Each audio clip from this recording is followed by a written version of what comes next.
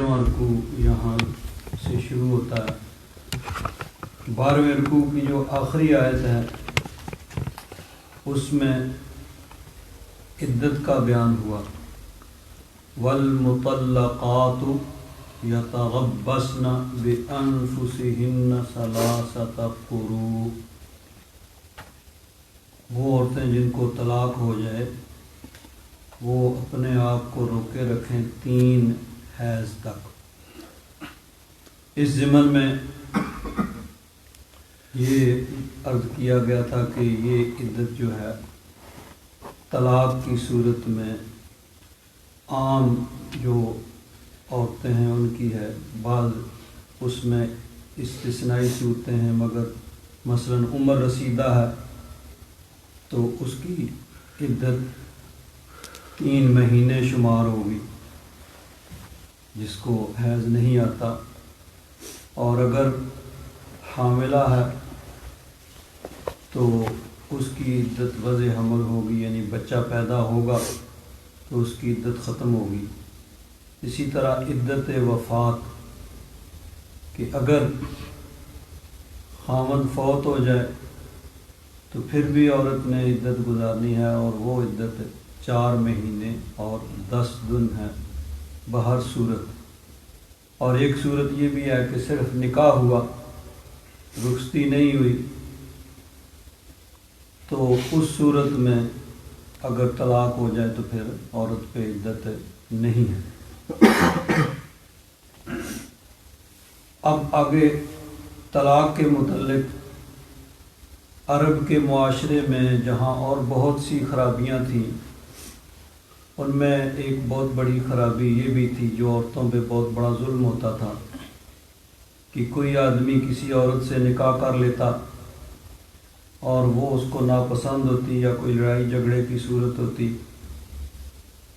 تو وہ نہ اس کو آباد کرتا نہ آزاد کرتا، نہ اس کو اچھے طریقے سے رکھتا اور نہ اس کو چھوڑتا کہ وہ کہیں اور نکاح کر سکے۔ اس کی صورت یہ بھی ہوتی تھی کہ وہ اس کو ایک طلاق دے دیتا، جب عدت ختم ہونے کے قریب آتی تو وہ رجوع کر لیتا، پھر طلاق دے دیتا، پھر رجوع کر لیتا، تو یہ سلسلہ جب تک وہ چاہے چلتا رہتا تھا۔ تو اسلام نے جہاں اور بہت سی غلط رسموں کی اصلاح کی، بہت سے ظلم ختم کیے، خصوصاً جو معاشرے کے کمزور طبقات، عورتیں اور اسی طرح غلام اور اس طرح کے کمزور طبقات، ان کے حقوق کا دفاع کیا اور ان پہ جو مظالم تھے ان کو ختم کیا۔ ایک یہ بھی کہ طلاق کی حد مقرر کر دی کہ زیادہ سے زیادہ میکسیمم 3 طلاق کا حق مرد کے پاس ہے۔ ایک دفعہ اگر طلاق رجعی دیتا ہے تو وہ رجوع کر سکتا ہے عدت کے اندر، اگر دوسری دفعہ بھی طلاق رجعی دی تو وہ عدت کے اندر رجوع کر سکتا ہے۔ اب اگر تیسری طلاق دے دی تو اب اس سے رجوع کا حق ختم ہو گیا، عدت گزرنے کے بعد وہ آزاد ہوگی، آگے وہ اپنی مرضی سے معروف طریقے سے شریعت مطہرہ کے مطابق کہیں اور نکاح کر سکتی ہے۔ تو پہلے طلاق کی کوئی حد مقرر نہیں ہوتی تھی، لا محدود طلاقوں کا حق مرد کے پاس ہوتا تھا، تو اسلام نے، شریعت نے اس کو 3 تک محدود کر دیا۔ اللہ تبارک و تعالیٰ نے ارشاد فرمایا الطلاق مرتان، طلاق تو 2 بار، یعنی 2 بار تک اس کو رجوع کا حق ہے۔ فَإِمْسَاكُمْ بِمَعْرُوفٍ، پھر اس کو بھلائی کے ساتھ روک لینا ہے، یعنی اگر تو اچھے طریقے سے رہنا چاہتا ہے اور اس کو معروف طریقے سے بھلائی کے ساتھ رکھنا چاہتا ہے تو رجوع کر لے، او تسریح بإحسان، یا پھر اچھے طریقے سے چھوڑ دینا ہے، اگر نہیں رکھنا چاہتا تو پھر اس کو چھوڑ دے، اس کو تنگ کرنے کے لیے، تکلیف پہنچانے کے لیے وہ اس طرح اس سے رجوع نہ کریں۔ حضرت پیر کرم شاہ صاحب رحمۃ اللہ تعالیٰ علیہ اس کی تشریح میں فرماتے ہیں عرب میں یہ رواج تھا کہ خاوند اپنی بیوی کو ان گنت بار طلاق دے سکتا تھا۔ چنانچہ مفسر کبیر ابن جریر لکھتے ہیں کہ مرد جتنی بار چاہتا اپنی بیوی کو طلاق دیتا، کوئی پابندی نہ تھی، اور ہر بار عدت گزرنے سے پہلے وہ رجوع کر سکتا تھا۔ ایک دفعہ ایک انصاری نے اپنی بیوی کو دھمکی دی کہ نہ تو میں تمہارے نزدیک آؤں گا اور نہ ہی میں تجھے آزاد کروں گا۔ تو ان کی اہلیہ نے پوچھا یہ کیسے ہو؟ تو انہوں نے کہا کہ طلاق دیا کروں گا اور عدت گزرنے سے پہلے رجوع کر لیا کروں گا۔ حضرت پیر کرم شاہ صاحب رحمۃ اللہ تعالیٰ علیہ فرماتے ہیں وہ اپنا اپنے تاریک مستقبل کا تصور کر کے لرز گئی کہ یہ کیا، کہ نہ یہ رکھے گا نہ چھوڑے گا، ساری عمر ایسے ہی درمیان میں معلق۔ تو ان کو بہت پریشانی لاحق ہوئی اور شکوہ گناہ بارگاہ رسالت رحمت للعالمین صلی اللہ تعالیٰ علیہ وآلہ وصحبہ وسلم حاضری،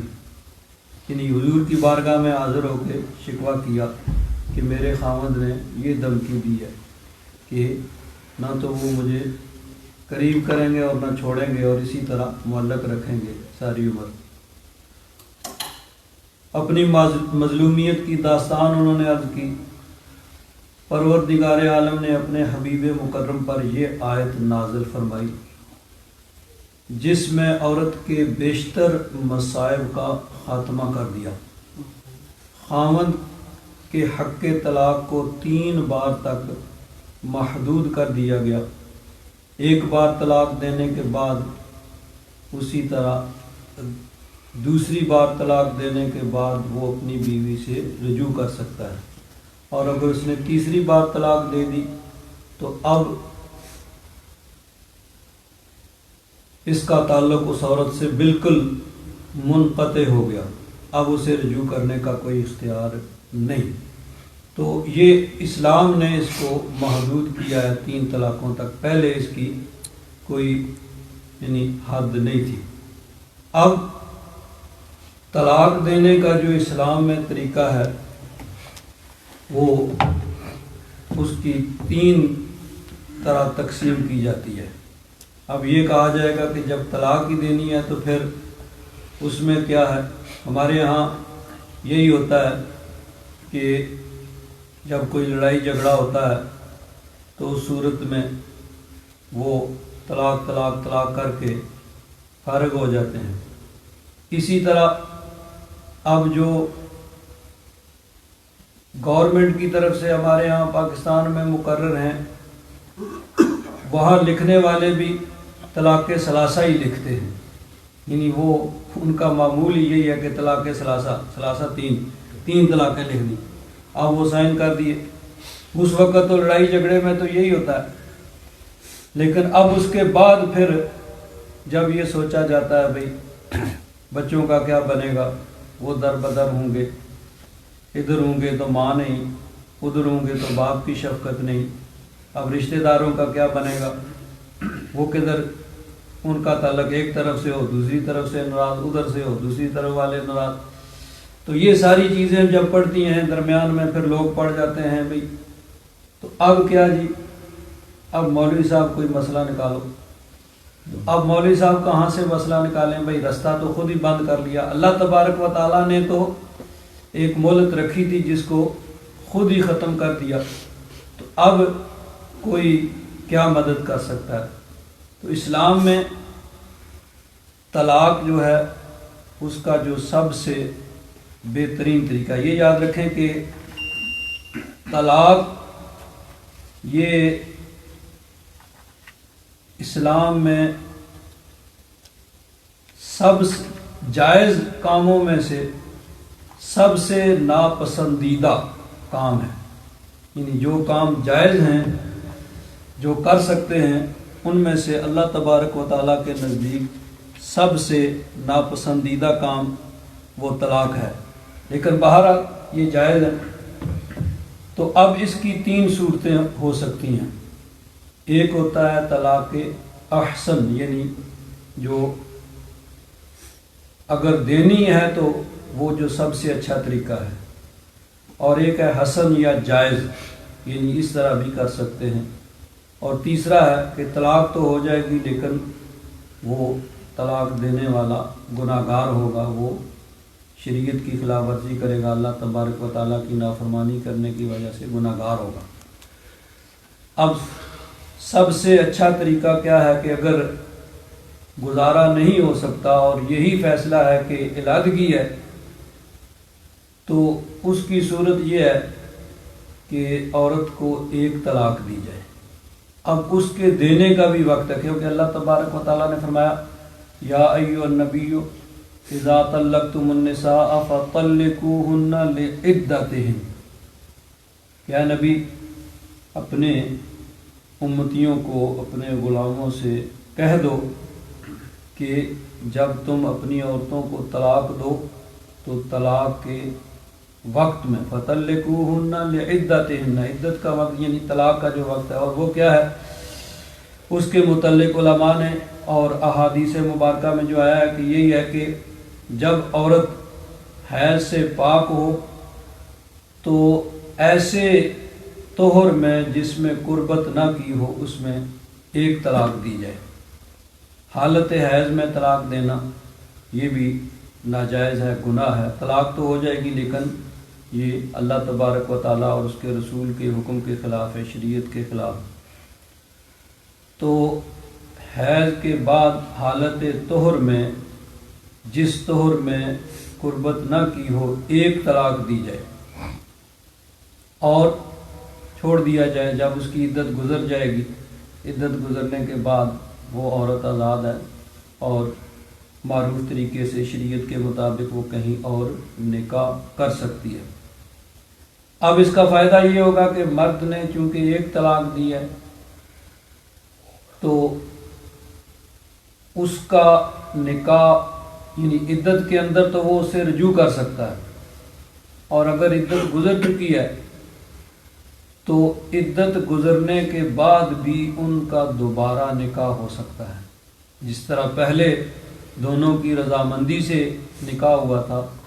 اب بھی اگر وہ سال بعد، 2 سال بعد، 10 سال بعد زندگی میں کسی بھی موقع پہ اگر وہ دونوں ایگری ہیں تو ان کا دوبارہ نکاح ہو سکتا ہے۔ یہ ہے جو شریعت نے یعنی ایک جس کو احسن کہا جاتا ہے، ایک سب سے اچھا طریقہ کہ اگر گزارا نہیں ہوتا ہے تو پھر اس طریقے سے طلاق دی جائے۔ دوسری صورت یہ ہے کہ طلاق تو اسی طرح اس کے وقت میں دی جائے، یعنی حیض گزرنے کے بعد طہر میں جس میں قربت نہ کی ہو ایک طلاق دی جائے، پھر جب وہ طہر گزرنے کے بعد حیض کا وقت ہے وہ گزر جائے، دوسرا طہر آئے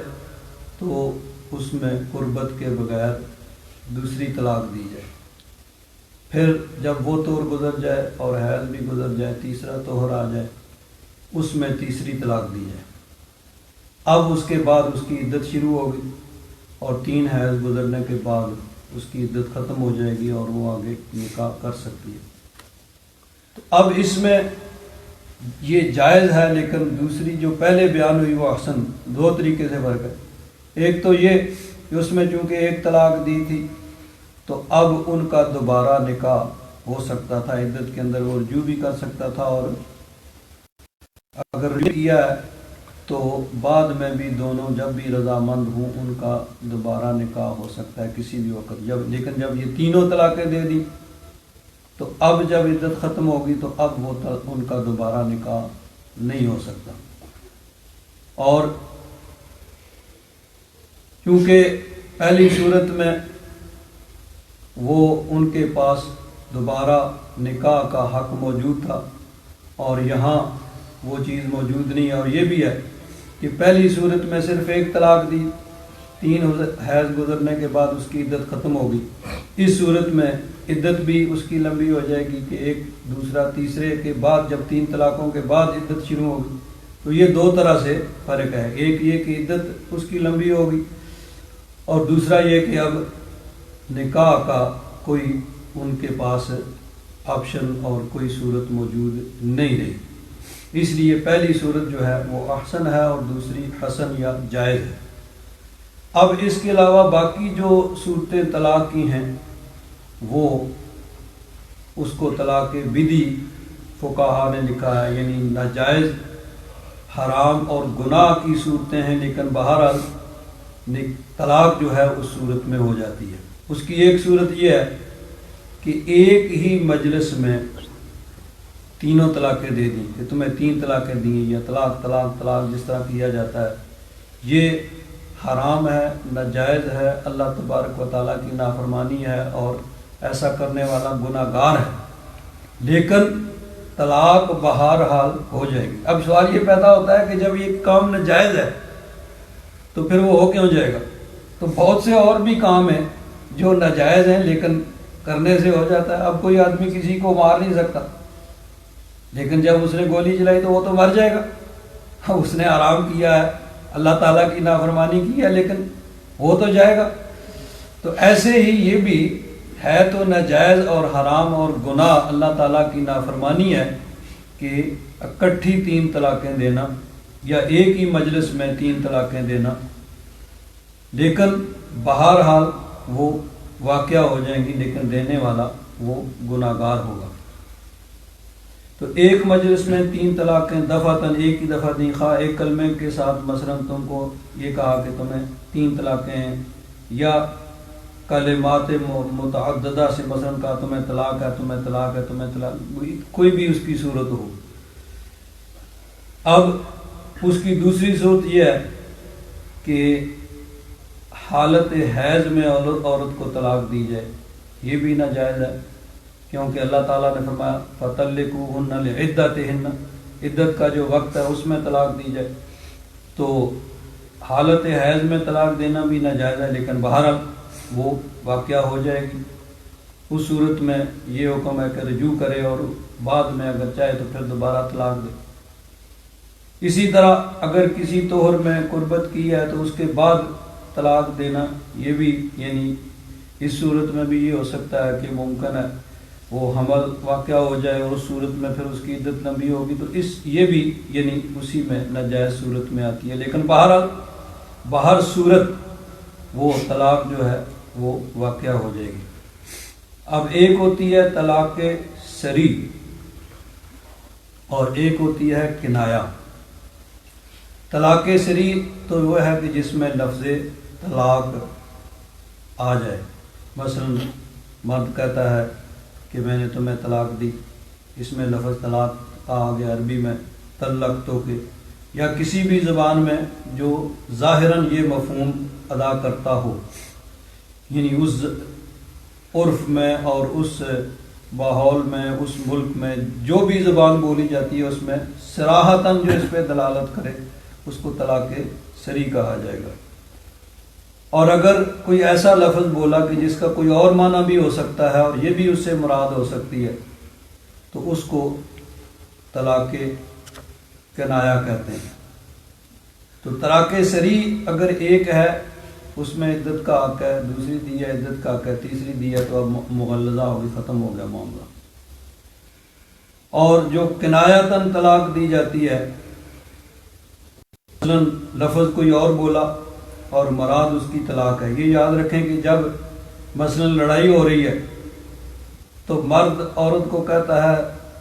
کوئی ایسا لفظ بولا کہ چلے جاؤ، نکل جاؤ، اور مراد اس کی ہے کہ میں اس کو طلاق دے رہا ہوں، نیت اس کی ہے، تو اس سے بھی طلاق واقعہ ہو جائے گی، بشرطے کہ اس کے دل میں طلاق کی نیت ہو۔ طلاق کی نیت سے یہ لفظ بولے گا، یا کوئی اس طرح کا جس طرح مثلا وہ اور اس طرح کے سخت لفظ بولے تو وہ طلاق واقعہ ہو جائے گی، اور اس کو طلاق کنایا کہا جائے گا، یعنی اس میں لفظ طلاق نہیں موجود ہے لیکن مراد اس کی طلاق، ایسا لفظ بولا جو طلاق کے لیے بولا جاتا ہے جس سے ہو جاتی ہے۔ تو اب یہ کنایتاً طلاق دی، اس میں ایک طلاق کی نیت کی ہے تو ایک ہوں گی، تینوں کی نیت کی تو تینیں ہو جائیں گی، اور اس میں پھر اس کی نیت پوچھی جائے گی کہ تمہاری کیا نیت تھی۔ اگر کہے میری نیت طلاق کی تھی تو طلاق ہوگی، اگر کہے نہیں میری طلاق کی نیت نہیں تھی تو پھر طلاق نہیں ہوگی۔ ایک کی نیت کی ایک ہوگی، تین کی نیت کی تین ہو جائیں گی۔ اب طلاق کنایا جو اس کو، یہ ایک طلاق ہے لیکن اس میں پھر رجوع کا حق نہیں ہوتا ہے، یعنی وہ دوبارہ اس سے رجوع نہیں کر سکتا۔ ہاں یہ ہے کہ ان کا دوبارہ نکاح ہو سکتا ہے، جس طرح رجی میں ہے کہ عدت گزرنے کے بعد وہ رجوع یعنی دوبارہ ان کی رضامندی سے نکاح ہو سکتا ہے۔ اسی طرح اگر کنایتاً طلاق دی ہے تو اس میں رجوع کا حق تو نہیں ہے، لیکن دوبارہ اگر دونوں رضامند ہوں تو نکاح ہو سکتا ہے، بشرطے کہ تین کی نیت نہ کی ہو۔ جب تین ہوگی تو پھر معاملہ ختم ہو جائے گا۔ تو اب یہ چیز جو ہے کہ اسلام میں اس کے بھی اصول مقرر کیے گئے ہیں کہ اگر طلاق ہی دینی ہے تو اس کے بھی اصول ہیں اور ان کی پابندی جو ہے وہ ضروری ہے۔ حضرت پیر کرم شاہ صاحب رحمۃ اللہ تعالی علیہ آپ اسی چیز کو اس طرح بیان فرماتے ہیں، طلاق دینے کا قاعدہ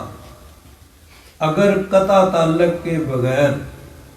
کوئی چارہ کار نہ رہے تو مرد اپنی بیوی کو جب وہ حیض سے فارغ ہو صحبت کرنے سے پہلے ایک طلاق دے، پھر جب دوسرے ماہ جب وہ حیض سے پاک ہو تو صحبت سے پہلے دوسری بار طلاق دے، ابھی تک وہ رجوع کر سکتا ہے۔ پھر تیسرے ماہ جب عورت حیض سے پاک ہو تو صحبت سے پہلے تیسری طلاق دے، اب نکاح کا تعلق ہمیشہ کے لیے ٹوٹ گیا۔ تو یہ جو ہے یہ جائز، پہلی صورت جو بیان ہوئی تھی کہ صرف ایک طلاق دی جائے اس کے وقت میں، یعنی حیض گزرنے کے بعد طہر میں قربت سے پہلے، اور چھوڑ دیا جائے، اس کی عدت ختم ہوگی تو وہ کہیں اور نکاح کر سکتی۔ اس میں فائدہ یہ ہے کہ ایک تو عدت اس کی کم ہوگی، مختصر ہوگی، اور دوسرا یہ ہے کہ اس میں پھر نکاح کا بہرحال آپشن موجود رہے گا کہ ان کا کسی وقت بھی نکاح ہو سکتا ہے۔ اور یہ جو صورت یہ بیان ہوئی یہ جائز ہے کہ اس میں گناہ تو نہیں ہے، لیکن اس میں یہ ہے کہ ایک عدت لمبی ہوگی اور دوسرا یہ ہے کہ پھر دوبارہ نکاح کا کوئی صورت باقی نہیں رہتی۔ فرماتے ہیں مرد کو اتنی مہلت جو دی گئی تو اس کی وجہ یہ ہے کہ مرد اپنے اس فیصلے پر ایک بار نہیں بار بار غور کرے، اور اگر اپنے اس فیصلے کو وہ واپس لینا چاہے تو دو بار تک واپس لے سکتا ہے، لیکن اگر اس نے تیسری بار بھی طلاق دے دی تو گویا اس نے یہ اعلان کر دیا کہ وہ اس عورت کو کسی قیمت پر اپنے ساتھ نہیں رکھنا چاہتا۔ اس کے بعد اسے یہ حق نہیں کہ پھر وہ رجوع کرتا پھرے اور عورت کو اپنی خواہشات کا کھلونا بنائے رکھے۔ تو یہ یاد رکھیں کہ یہ جو صورت ہوتی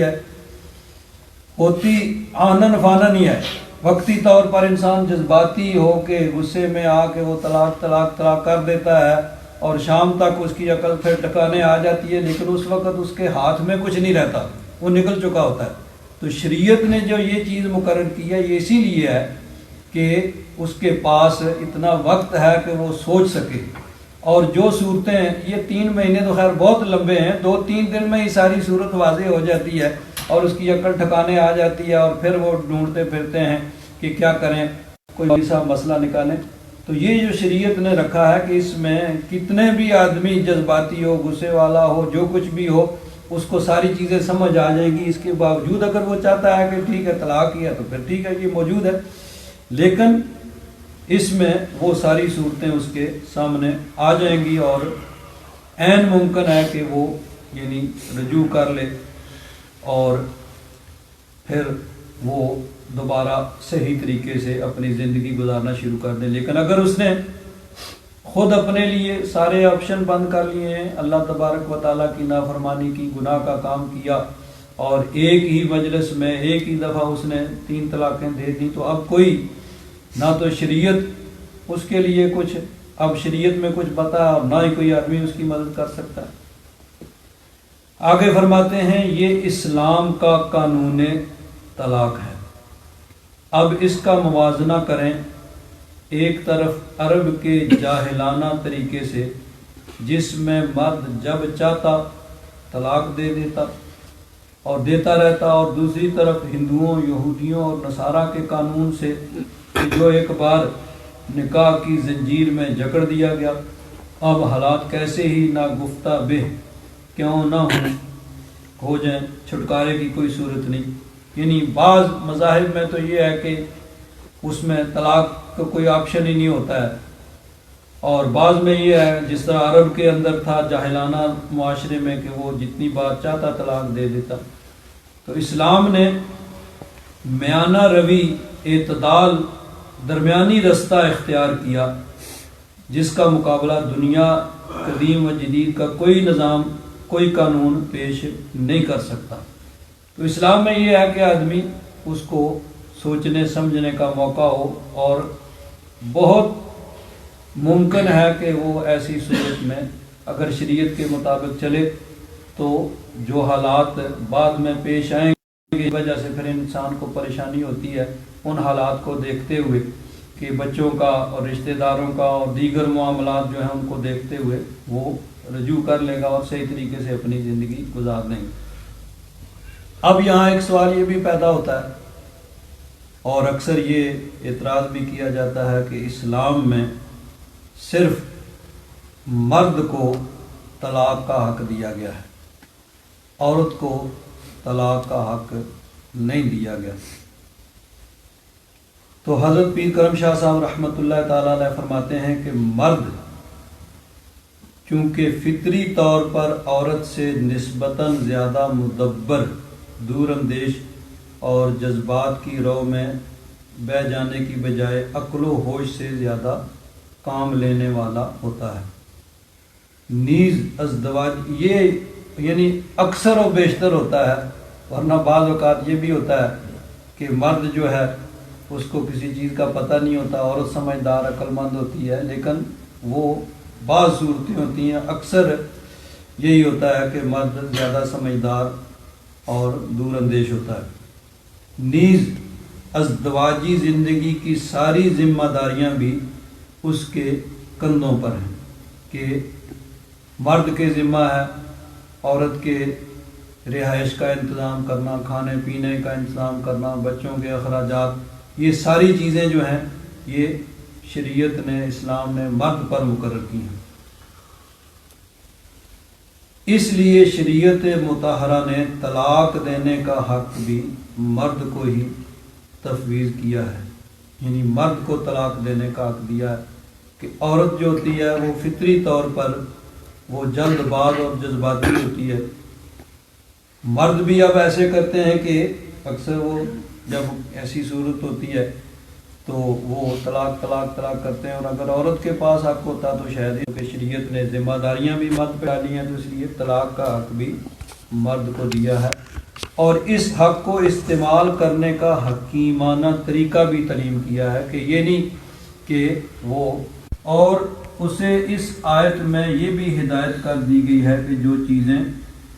آگے، یعنی یہ جو اللہ تبارک و تعالیٰ نے اس سے آگے جو فرمایا وہ الطلاق مرتان فامساک بمعروف او تسریح باحسان، کہ طلاق کا 2 مرتبہ تک ہی ہے جس میں رجوع کا حق ہے، اس میں 1 یا 2 طلاق کے بعد تو وہ بھلائی کے ساتھ روک لے یا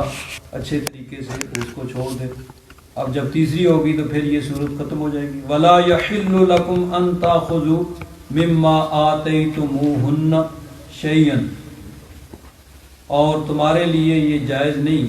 کہ تم ان سے لو جو تم نے انہیں دیا ہے کچھ بھی، یعنی جو مہر وغیرہ دیا ہے. جب طلاق کی صورت ہو تو اس سے وہ واپس لینا. تو فرماتے ہیں کہ اس آیت میں یہ بھی ہدایت کر دی گئی کہ جو چیزیں اس نے آج تک اپنی اس بیوی کو تحفہ یا ہدیہ کے طور پر دی تھیں وہ واپس نہ لے، بلکہ تسریح باحسان یعنی احسان کے ساتھ چھوڑنا. یہ الفاظ یہ بتاتے ہیں کہ اس افسوسناک حادثہ پر اس کو مزید یعنی اس کو کچھ اور دے، اس کی دل جوئی کرے، نہ کہ یہ کہ اس سے کچھ لے. لیکن یہ شریعت میں ہے.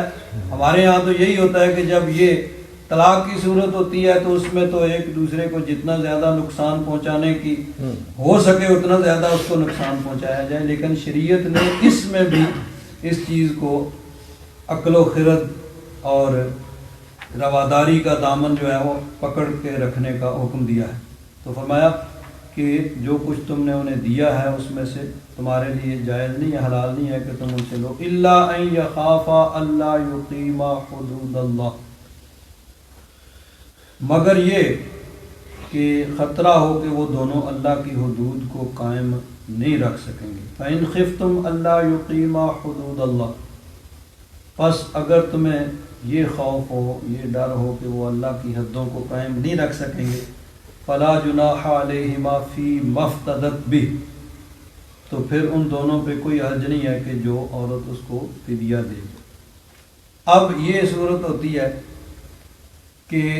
مرد طلاق نہیں دینا چاہتا اور عورت رہنا نہیں چاہتی، وہ طلاق لینا چاہتی ہے، تو اب اس میں یہ ہے کہ عورت اس کو کچھ دے کے جس پہ وہ ایگری ہو جائیں، جس پہ دونوں رضامند ہو جائیں، کچھ اس کو دے کے اس سے طلاق لے لے،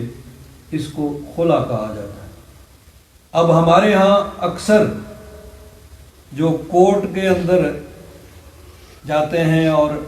جج یا قاضی جو ہے وہ نکاح کو ختم کرتا ہے، اس کی ڈگری جاری کرتا ہے، اس کو خلا کہا جاتا ہے۔ اب یہ عرف عام یا غلط العام ہے کہ عام لوگ اس کو خلا کہتے ہیں، حالانکہ وہ خلا نہیں ہے، اس کو فسخ نکاح کہہ سکتے ہیں۔ کورٹ کا فسخ نکاح کہ جج نے نکاح ختم کرنے کا اعلان کیا، اس کی ڈگری جاری کی،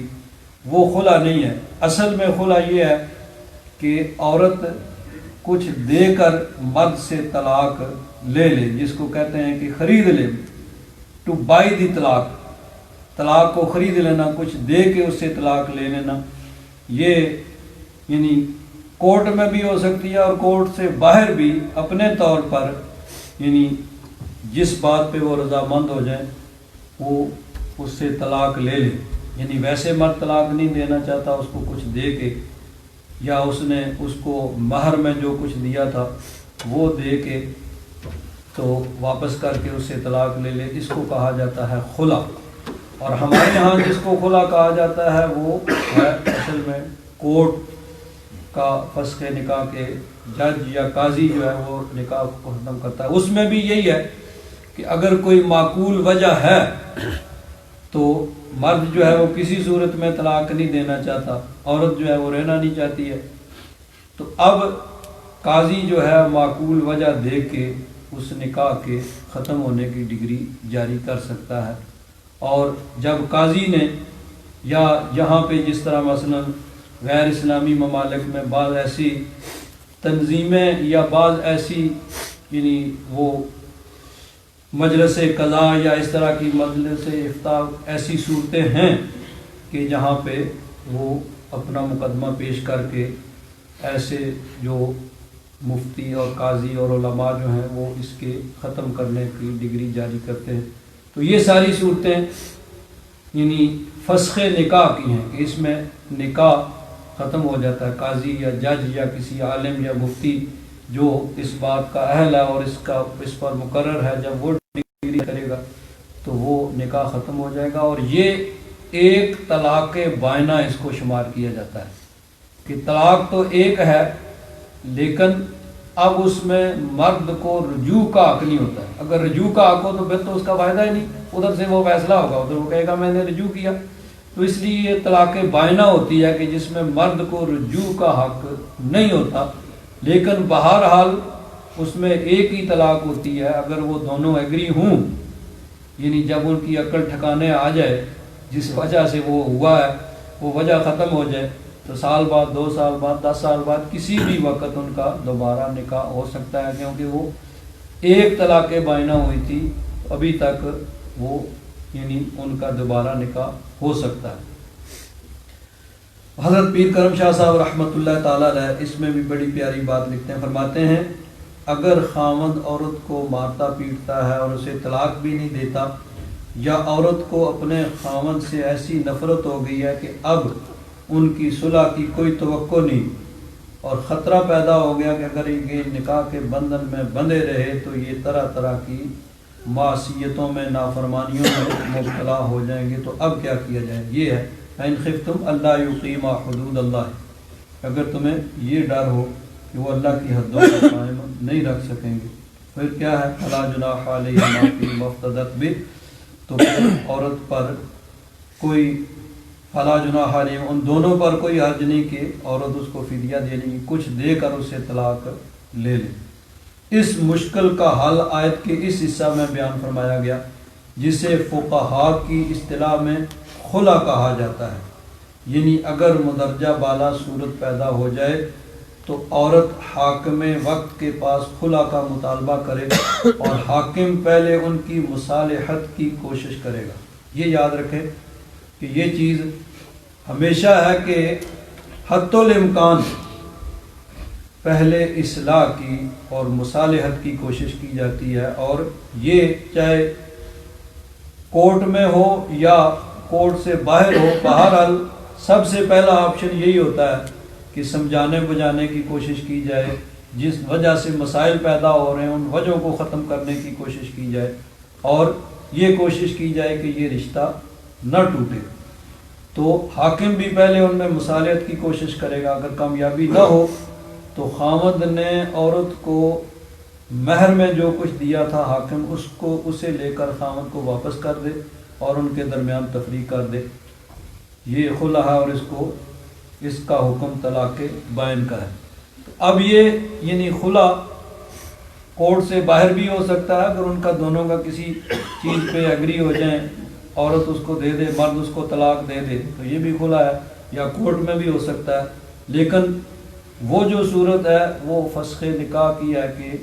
مرد دینا ہی نہیں چاہتا کسی صورت میں، اور معقول وجہ ہے تو قاضی جب اس نکاح کو ختم کرے گا تو اس کو فسخ نکاح کہا جائے گا۔ آگے فرماتے ہیں فقہائے احناف نے تصریح فرمائی ہے کہ اگر زیادتی خاوند کی طرف سے ہے تو اسے خلا کرتے وقت بیوی سے کچھ لینا مناسب نہیں،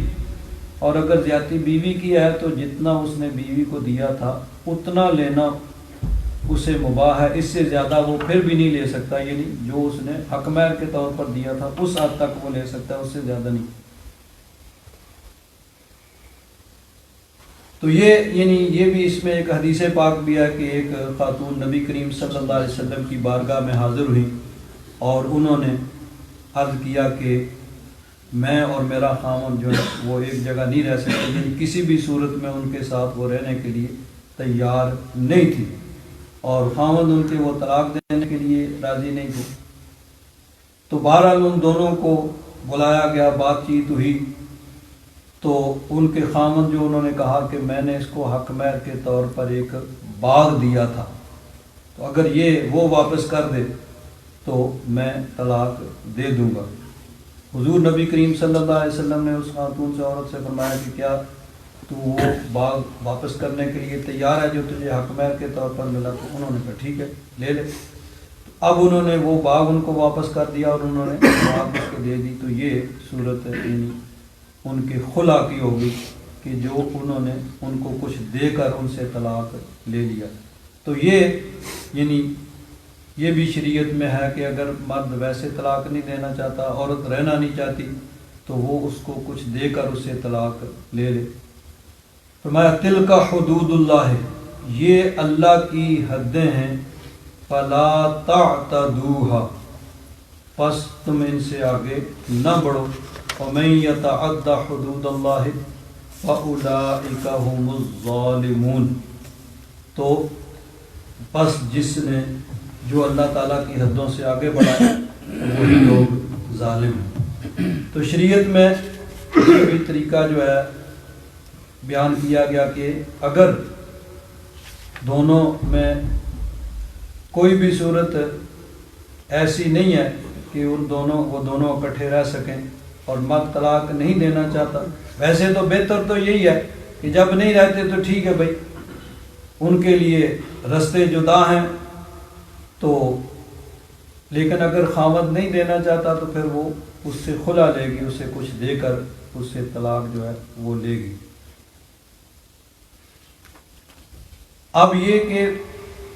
نکاح کے وقت تو مرد اور عورت دونوں کی رضامندی ضروری ہوتی ہے کہ جب تک دونوں رضامند نہ ہوں اس وقت تک طلاق نکاح جو ہے وہ نہیں ہو سکتا. لیکن طلاق میں صرف خامن کو جو حق دیا گیا اس کی وجہ جو ہے وہ حضرت پیر کرم شاہ صاحب رحمۃ اللہ تعالیٰ علیہ آپ کی تفسیر ضیاء القرآن کے حوالے سے وہ واضح طور پر بیان کی گئی کہ اس میں یہی ہے کہ مرد کو، کیونکہ ایک تو اس پر ذمہ داریاں ہیں اور دوسرا یہ کہ مرد عورت کی نسبت زیادہ مدبر زیادہ دور اندیش ہوتا ہے، اس لیے شریعت نے اس کو یہ حق دیا گیا. آگے فرمایا فَإِن طَلَّقَهَا، اگر اس نے طلاق دے دی. پہلے فرمایا تھا الطلاق مرتان، وہ طلاق جس میں رجوع ہو سکتا ہے وہ 2 ہی مرتبہ، یعنی ایک طلاق کے بعد رجوع ہو سکتا ہے، دوسری کے بعد رجوع ہو سکتا ہے. فَإِن طَلَّقَهَا، پھر اگر اس نے تیسری طلاق دے دی، دوسری کے بعد تیسری بھی دے دی، فَلَا تَحِلُّ لَهُ مِن بَعْدُ، تو اب وہ عورت اس کے لیے حلال نہیں ہوگی اس کے بعد، حَتَّى تَنْكِحَ زَوْجًا غَيْرَهُ، یہاں تک کہ وہ کسی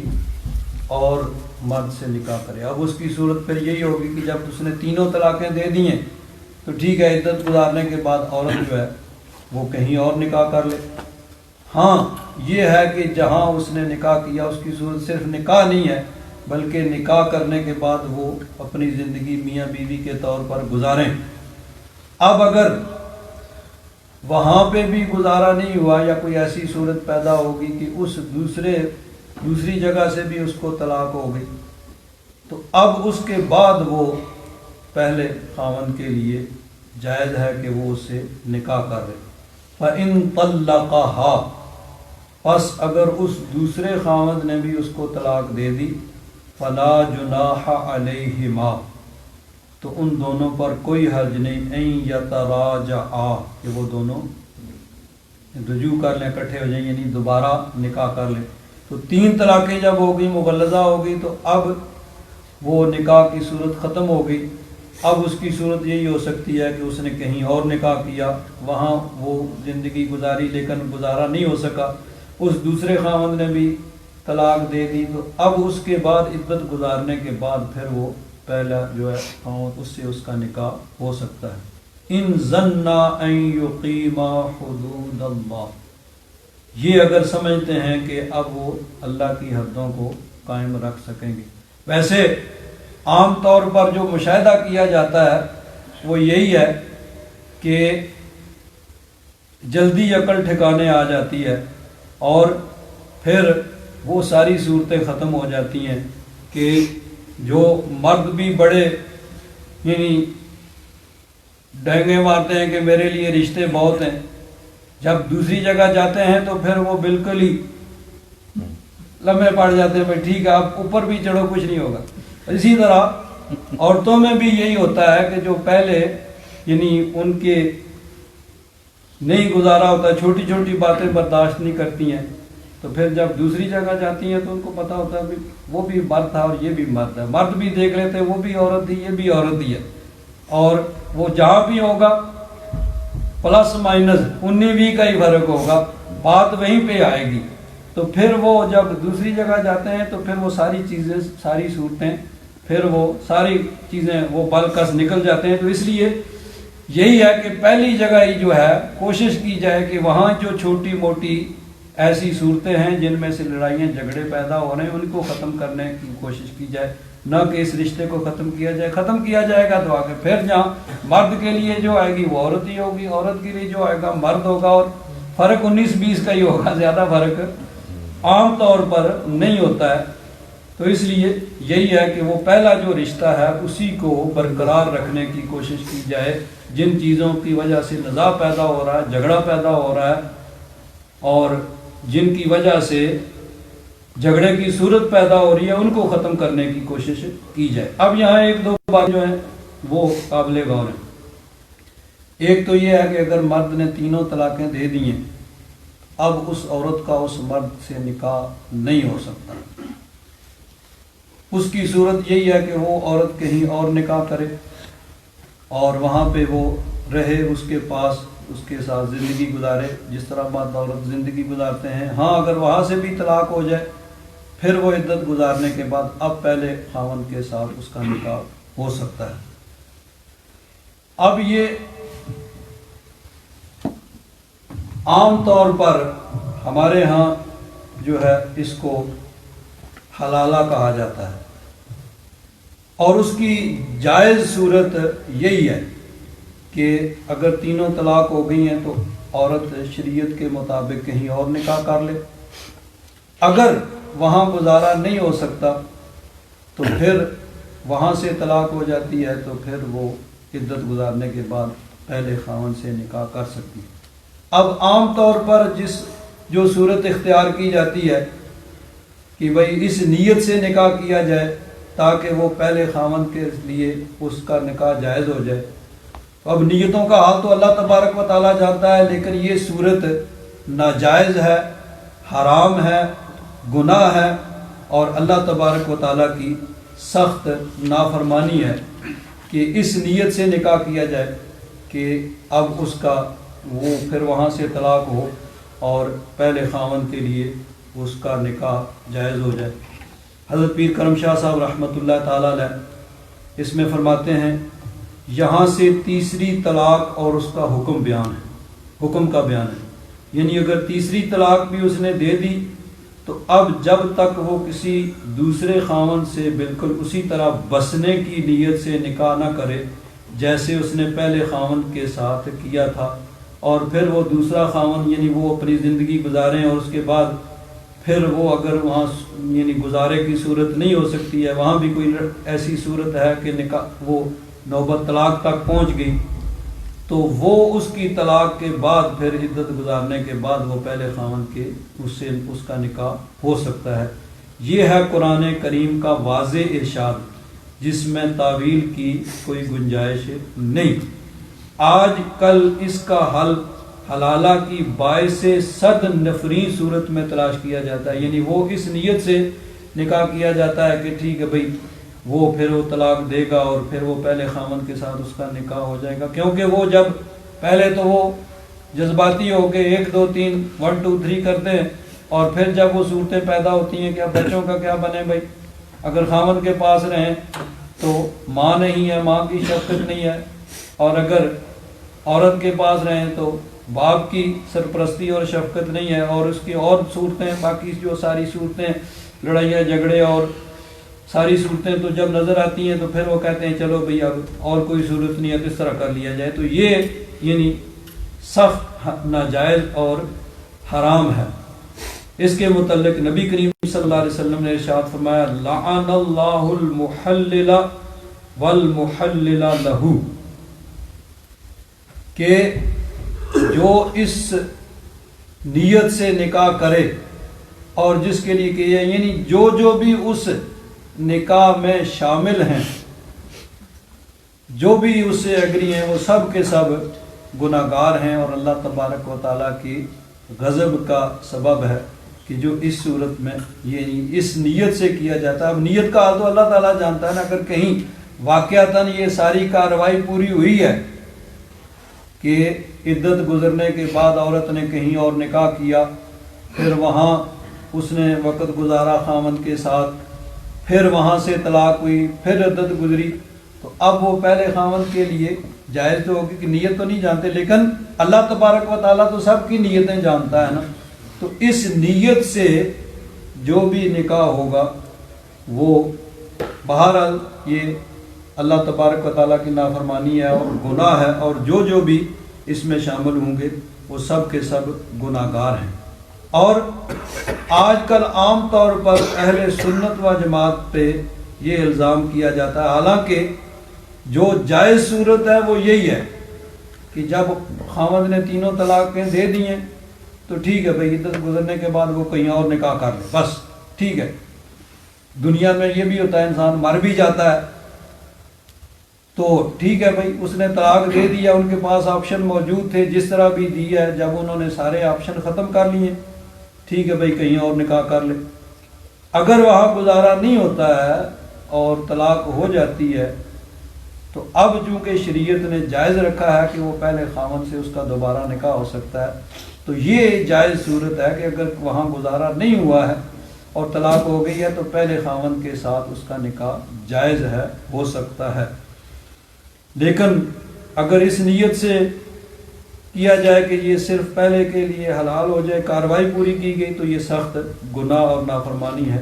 اور اللہ تبارک و تعالیٰ کی نافرمانی ہے، اور ایسے پر اللہ تبارک و تعالیٰ کی لعنت ہے۔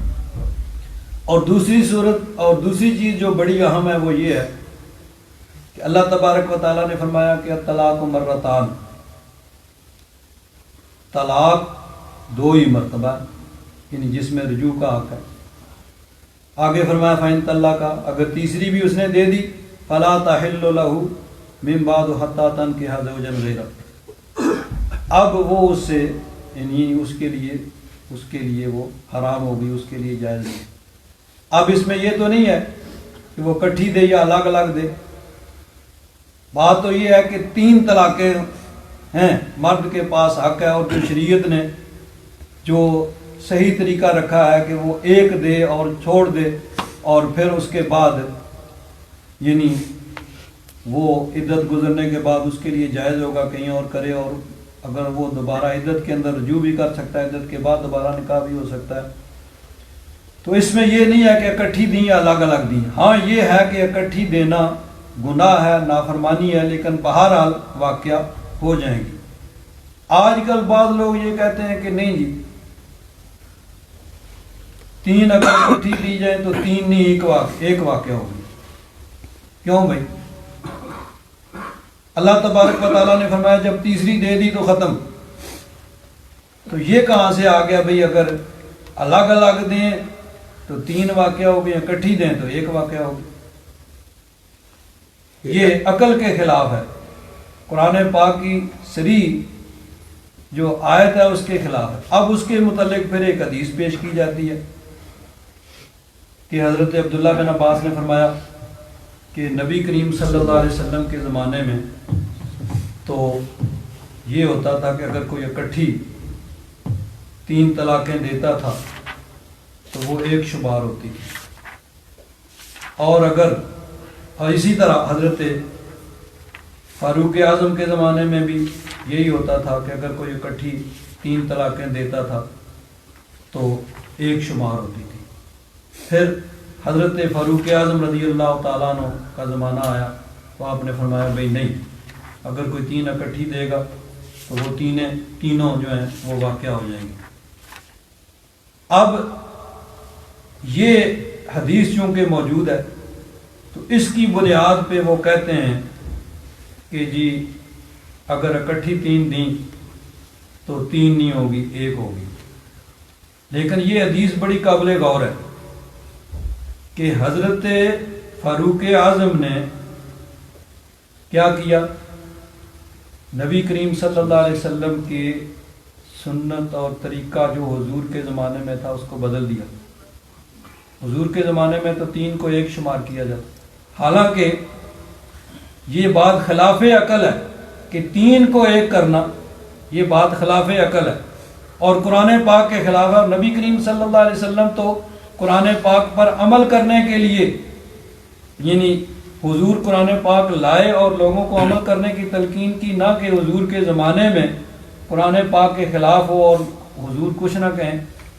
اور حضرت صدیق اکبر کے زمانے میں بھی قرآن پاک کی صریح آیت کے خلاف ہوتا رہے، اور پھر یا یہ کہا جائے کہ یہ اگر قرآن پاک کے مطابق تھا،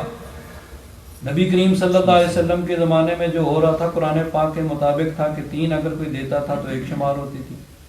اور حضرت صدیق اکبر کے زمانے میں بھی یہ ہوتا رہا، تو یہ قرآن پاک کے مطابق ہے، تو پھر سب سے پہلے قرآن و سنت کو جس نے بدلا وہ حضرت فاروق اعظم شمار ہوں گے کہ انہوں نے قرآن و حدیث کی خلاف ورزی کی۔ تو یہ حدیث جو ہے جس کو پیش کیا جاتا ہے، سوچا نہیں جاتا کہ اس کا نتیجہ کیا نکلے گا۔ یا تو یہ ہوگا کہ حضور کے زمانے میں قرآن پاک کی خلاف ورزی ہوتی رہی، تو اگر حضور کے زمانے میں نہیں ہوتی تھی، قرآن پاک کے متعلق ہوتا تھا، تو پھر حضرت فاروق اعظم نے سب سے پہلے قرآن و حدیث کو بدلا۔ تو پھر جو حدیث پڑھی جاتی ہے اول من یبدل سنتی یزید،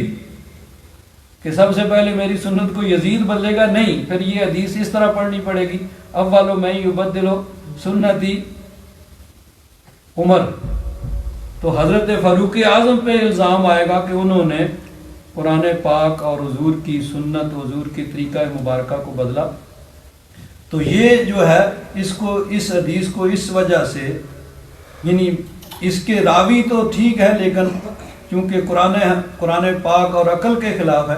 تو اس لیے یہ قابل قبول نہیں، یا اس کی کوئی ایسی تعویل کی جائے گی جو قرآن و حدیث کے مطابق ہوگی۔ تو تین بہرحال عقلاً نقلاً تین ہی ہیں، چاہے وہ اکٹھی دی جائے یا الگ الگ دی جائیں۔ ہاں یہ ہے کہ اگر اکٹھی دیں تو یہ نافرمانی ہے، اللہ تبارک و تعالیٰ کی نافرمانی ہے، لیکن گناہ بھی ہے، لیکن ہو جائیں گی۔ یہ جو ہے کہ فلاں مفتی صاحب سے فتویٰ لے لو یا ادھر سے لے لو، تو اس طرح دنیا میں تو آدمی اپنے آپ کو مطمئن کر لیتا ہے، لیکن اللہ تعالیٰ کی بارگاہ میں تو مطمئن، یا وہاں پہ تو جواب دینا پڑے گا نا۔ جب شریعت نے ایک آپشن رکھا ہے کہ تم سوچ سمجھ کے اس چیز کو استعمال کرو، بھائی ایک دے دو۔ اگر پہلی تو یہ صورت ہے کہ یہ اللہ تبارک و تعالیٰ کے نزدیک جائز کاموں میں سے سب سے زیادہ ناپسندیدہ کام طلاق ہے، اور اگر دینی ہے تو ٹھیک ہے بھائی ایک دے دو، عدت گزر جائے،